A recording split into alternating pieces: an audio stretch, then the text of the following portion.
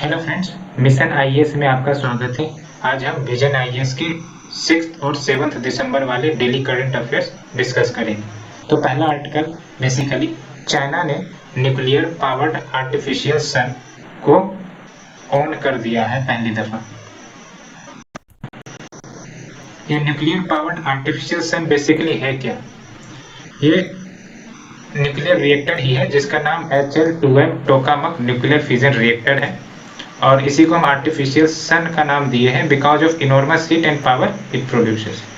Tokamak एक magnetic fusion device है जिसको डिजाइन किया गया है so as to improve feasibility of the fusion as a large scale and carbon free source of energy and it works on the same principle that power the sun and the stars. This device uses powerful magnetic field to fuse hot plasma और इसकी मदद से लगभग 150 million degree तक का temperature हासिल किया जा सकता है which is approximately 10 times hotter than the sun's core. So friends, definitely huge amount of energy will getting generated. Nuclear fusion की बात करते हैं तो it is a process when दो या दो से ज्यादा लाइट एटॉमिक न्यूक्लियाई फ्यूज होते हैं to produce a heavier nucleus and result is it releases tremendous amount of energy in process and it is the same energy source of sun and stars. तो यहाँ देखिए nuclear fusion में tritium है, deuterium है, ये fuse हो रहे हैं together and releasing enormous amount of energy. So friends, let's move to the next article. Basically सेंट्रम ने जो जीएसटी कंपनसेशन फॉर्मूला दिया था सारे स्टेट्स और यूटीज ने उसे अप्रूव कर लिया है, यानी कि एक्सेप्ट कर लिया है। आपको पता होगा कि जीएसटी एक्ट की मदद से स्टेट्स को गारंटी दी गई थी कि कोई भी लॉस रेवेन्यू में अगर होता है in the first 5 years of GST implementation तो जीएसटी कंपनसेशन सेस कलेक्ट करके उस रेवेन्यू लॉस को कंपनसेट किया जाएगा। लेकिन अक्टूबर 2019 से ही जीएसटी कंपनसेशन पेमेंट्स जो स्टेट्स को देने थे वो डिले होने लगे। क्यों? बिकॉज इकोनॉमिक स्लोडाउन आने लगी थी और बाद में ये जो कंपनसेशन कलेक्शन है ये और ज़्यादा डिले हो गया बिकॉज कोविड-19 पेंडेमिक आ गया। तो स्टेट्स को इस साल लगभग 3 लाख करोड़ के जीएसटी रेवेन्यू गैप फेस करने पड़ेंगे, जिसमें कंपनसेशन सेस कलेक्शन से जो पैसे आएंगे वो मात्र 65,000 करोड़ का ही एक्सपेक्ट किया गया है। तो जो रिमेनिंग 2.3 लाख करोड़ है, सेंटर ने कहा कि बेसिकली 97,000 करोड़ ही तो ड्यू है रेवेन्यू लॉस के कारण, बाकी जो रिमेनिंग है वो एक कोविड लेड स्लो डाउन के कारण है, क्योंकि economic activities during this time बंद हो गई थी। तो हमें जब रेवेन्यू नहीं आई तो आपको हम कैसे रेवेन्यू दें? तो गवर्नमेंट ने कहा कि 97,000 करोड़ जीएसटी कंपनसेशन एक्ट के तहत कवर किए जाएंगे और जो बच्चे हैं वो कोविड फॉल आउट के कारण हुए हैं और इसे कंपनसेशन में कवर नहीं किया जाएगा। तो हाल फिलहाल में 41st जीएसटी काउंसिल की मीटिंग हुई। सेंटर ने 2 बोरोइंग ऑप्शंस स्टेट्स को प्रदान किए हैं सो दैट जो रेवेन्यू शॉर्टफॉल हुए हैं उसको मीट कर सके। फिलहाल यही है कि 28 स्टेट्स और 3 यूटीज ने ऑप्शन 1 को चुना है। अब ऑप्शन 1 क्या है?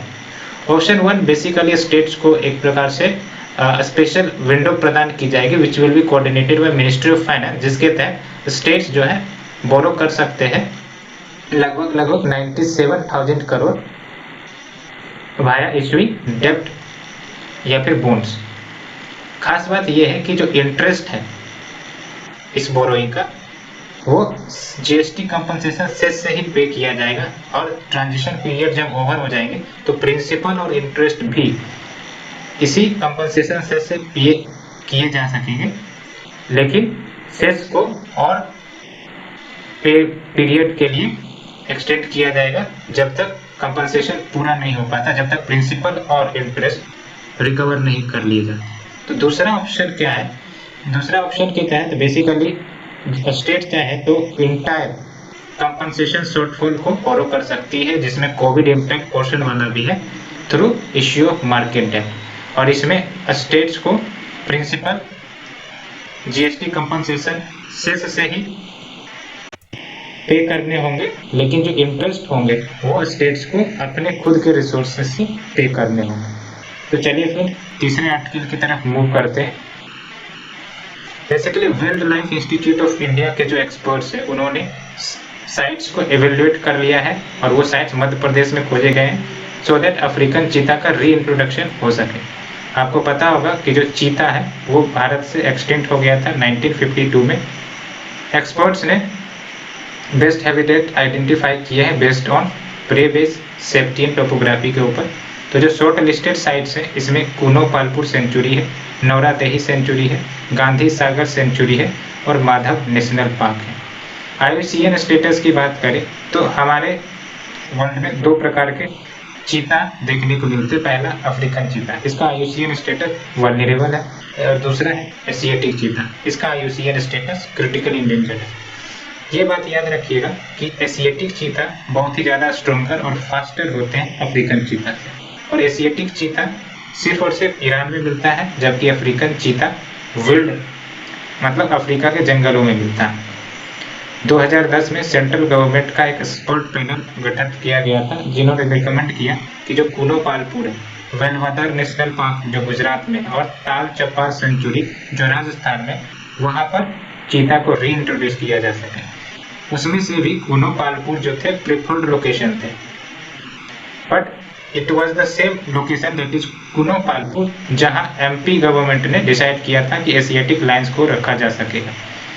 तो 2013 में सुप्रीम कोर्ट ने इस रिहेबिलिटेशन प्लान को क्वेश कर दिया कि आप अफ्रीकन चीता को कूनो पालपुर में नहीं इंट्रोड्यूस कर सकते, बिकॉज वहां पे पॉसिबल कन्फ्लिक्ट हो सकता है। बिकॉज एक तरफ मध्य प्रदेश अपना एशियाटिक लायन का प्रोजेक्ट चला रही है, दूसरी तरफ सेंट्रल गवर्नमेंट अफ्रीकन चीता का प्लान चला रही है। और दूसरा कारण ये दिया गया था lack of prey base, man animal conflict भी हो सकते हैं। तो सेंट्रल गवर्नमेंट ने 2017 में इस प्लान को रिवाइव किया फिर से, और जनवरी 2020 में सुप्रीम कोर्ट ने ही 3 मेंबर कमिटी सेटअप की सो दैट जो नेशनल टाइगर कंजर्वेशन अथॉरिटी है वो उनको गाइड किया जा सके in taking decision for relocation after a proper survey. Let's move to the next article. Basically NITI Aayog ने सिंगल सेल्फ रेगुलेटरी बॉडी को रिकमेंड किया है for online fantasy export platforms. अभी ऑनलाइन फैंटेसी एक्सपोर्ट्स क्या होते हैं? बेसिकली ये ऑनलाइन गेमिंग ही होते हैं जिसमें जो वर्चुअल पार्टनर्स होते हैं वो एक साथ किसी गेम को खेलते हैं। आप एग्जांपल के तौर पर PUBG को ले सकते हो, फ्री फायर या फिर लूडो को ही ले सकते हो।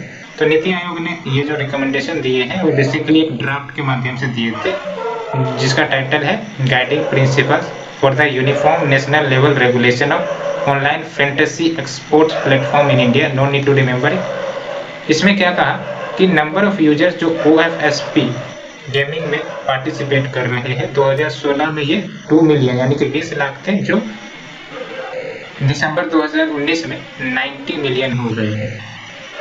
फैंटेसी एक्सपोर्ट इंडस्ट्री के पास पोटेंशियल है कि वो FDI को भी अट्रैक्ट कर सकते हो more than 10,000 crore over the next few years. Bharat में OFSP ऑपरेट किए जाते हैं पैन इंडिया बेसिस पे, लेकिन उनके रेगुलेशंस स्टेट वाइज डिफरेंट होते हैं because it is the state who regulates them. जैसे सम स्टेट्स जैसे असम हो गए, उड़ीसा हो गए, तेलंगाना हो गए, इन्होंने फैंटेसी एक्सपोर्ट्स को इलीगल करार दिया है, जबकि नागालैंड ने एक्सप्लिसिटली फैंटेसी एक्सपोर्ट्स को गेम्स ऑफ स्किल के रूप में आइडेंटिफाई किया है। अगर गेम्स ऑफ स्किल के रूप में आइडेंटिफाई होता है तो बेटिंग जो होता है वो लीगल कर दिया जाता है। ऐसा करने से फैंटेसी एक्सपोर्ट्स यूजर के इंटरेस्ट प्रभावित होते हैं, ट्रांसपेरेंसी प्रभावित होती है, OFSP ऑपरेटर्स की इंटीग्रिटी और फेयरनेस भी प्रभावित होती है। तो बेसिकली अगर आप फैंटेसी एक्सपोर्ट्स इंडस्ट्री को रिकॉग्निशन देते हो और उसमें principle led governance system introduce करते हो तो डेफिनेटली जो इंडियन OFSP ऑपरेटर्स है वो इनोवेशन पर फोकस करेंगे and achieve scale and expand their operation in a clear and principle based regulatory environment. Let's move to the next article friends.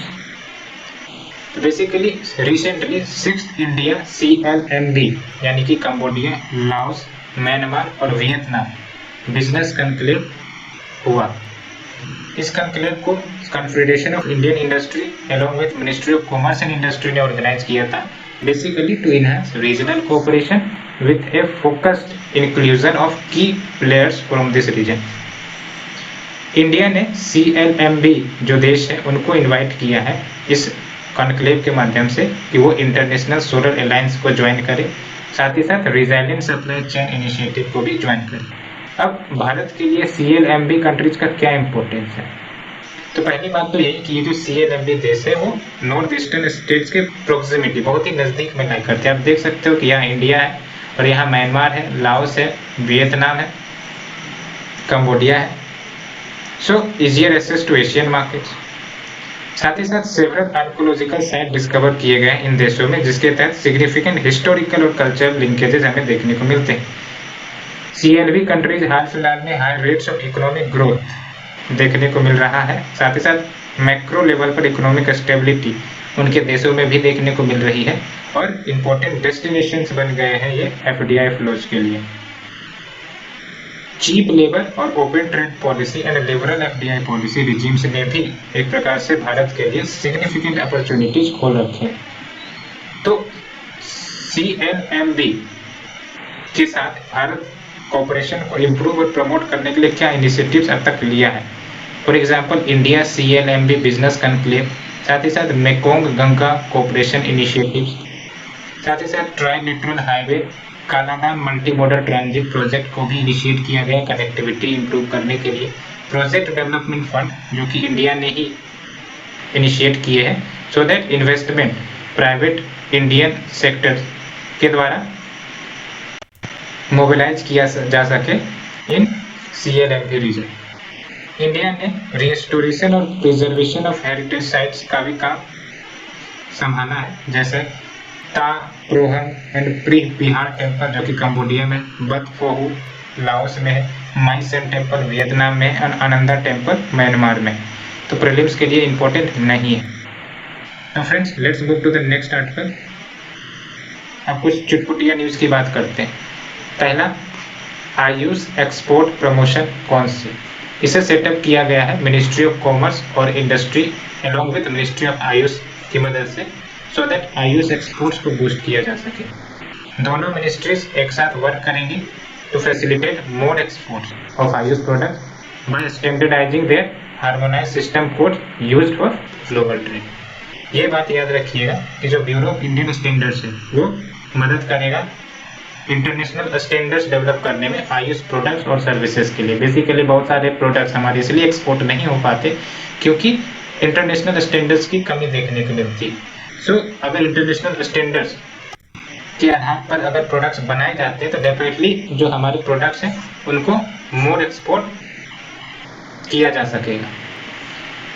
तो let's अगला article trade receivables and discounting system से जुड़ा हुआ है। TREDS यानी कि trades electronic platform है, basically MSME के लिए ही ये लाया गया है सो दैट जो MSMEs है अपने ट्रेड रिसीवेबल्स को गिरवी रखकर क्रेडिट ले सकते हैं। तो ये जो रिसीवेबल्स हैं वो कॉर्पोरेट के भी हो सकते हैं या फिर अन्य बायर्स के भी हो सकते हैं, जैसे गवर्नमेंट डिपार्टमेंट्स के या फिर पब्लिक सेक्टर अंडरस्टैंडिंग के। रिसीवेबल एक्सचेंज ऑफ इंडिया जो ट्रेड रिसीवेबल्स को रेगुलेट करता है, ये सिडबी के द्वारा सेटअप किया गया था and national stock exchange for this purpose. Benefit क्या होगा? MSME को टाइमली पेमेंट्स मिल जाएगा, MSME को एक alternate source of credit history मिल जाएगा, lower discount rates result in more saving and better opportunities to expand business. Basically MSME के business expansion में भी मदद मिलेगी। अगला आर्टिकल अर्बन क्वालिटी इंडेक्स है, ये उतना इंपॉर्टेंट नहीं है, हाँ मीन्स के लिए इसे आप फोल्डर पॉइंट्स के रूप में यूज कर सकते हो। तो बेसिकली IIT बम्बई ने रिलीज किया है, इसको याद रखने की जरूरत नहीं है, बस ये याद रखिए कि चेन्नई मोस्ट वुमेन फ्रेंडली है और Patna least. Gap in literacy rate between main और वुमेन जयपुर में सबसे ज़्यादा है और सबसे कम कोलकाता में। ट्रांसपोर्ट एसेस के मामले में दिल्ली को हाईएस्ट रैंकिंग मिली है और इंदौर बॉटम रैंकिंग मिली। पुणे बेसिक एमिनिटीज प्रोवाइड करने में बेस्ट रैंकिंग मिली है, पटना को last. Let's move to the next article. Hayabusa 2 के बारे में। बेसिकली हायाबुसा 2 जापानीज मिशन है जो 2014 में लॉन्च किया गया था और ये 6 ईयर का मिशन था, जिसके तहत एस्ट्रॉइड जो रिगू है, जो नियर अर्थ एस्ट्रॉइड है, उसे स्टडी किया जाएगा। साथ ही साथ उस एस्ट्रॉइड से सैंपल्स कलेक्ट करके अर्थ पर वापस लाया जाएगा। तो न्यूज यही है कि ये जो हायाबुसा 2 है वो ऑस्ट्रेलिया में सेफली लैंड कर गया है। और रिगू की बात मैंने की कि नियर अर्थ एस्ट्रॉइड है। मिशन की मदद से origin of the solar system के बारे में जानकारी मिलेगी। साथ ही साथ मॉलिक्यूल्स लाइक वाटर कहाँ से आए हैं इसके बारे में जानकारी मिल सकती है। नेक्स्ट आर्टिकल भाषण 4 से जुड़ा हुआ है। भाषण 4 बेसिकली आइलैंड है जो सेडिमेंटेशन के डिपोजिशन के कारण बना बे ऑफ बंगाल में। 2006 में इसको देखा गया from the sediment deposited bye मेघना रिवर, और अभी ये वल्नरेबल है कि वो फिर से अंडर वाटर जा सकता है because of tides and flooding. Bangladesh ने रोहिंग्या रिफ्यूजी को भाषण 4 आइलैंड में ही भेज रहा है from the over crowded cramps जो कॉक्स बाजार में हो गए। Rohingya one of the ethnic communities Myanmar का है जो रखिन स्टेट ऑफ म्यांमार में रहते हैं। 2017 में क्रैकडाउन म्यांमार की आर्मी ने किया था और इसके कारण ये जो रोहिंग्या है वो डिफरेंट बॉर्डर्स को क्रॉस करके डिफरेंट कंट्रीज में आ गए थे। नेक्स्ट आर्टिकल वितला टेम्पल के बारे में। वितला टेम्पल का आप लोकेशन याद रखिए, हम्पी में है और ये किंग देवराय II जो कि विजयनगर एम्पायर के रूलर थे उनके द्वारा बनाई गई थी।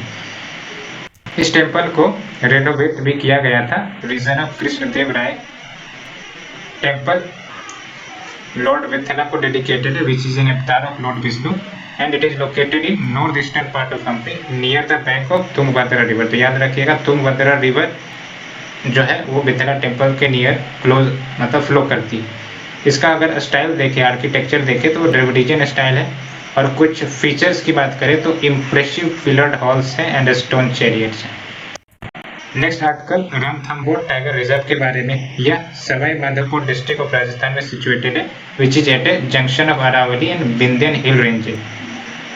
और यहाँ फॉरेस्ट टाइप्स जो basically tropical dry deciduous forest देखने को मिलते हैं। 1973 में इसे प्रोजेक्ट टाइगर रिजर्व का एक पार्ट डिक्लेयर किया गया था। तो friends this is the end of the session और आई होप कि आपको यह लेक्चर पसंद आई हो। अगर पसंद आई है तो प्लीज़ लाइक शेयर सब्सक्राइब कर दीजिए एंड आगे हम इसी प्रकार के वीडियोस लेके आते रहेंगे। Thank you friends, thank you very much.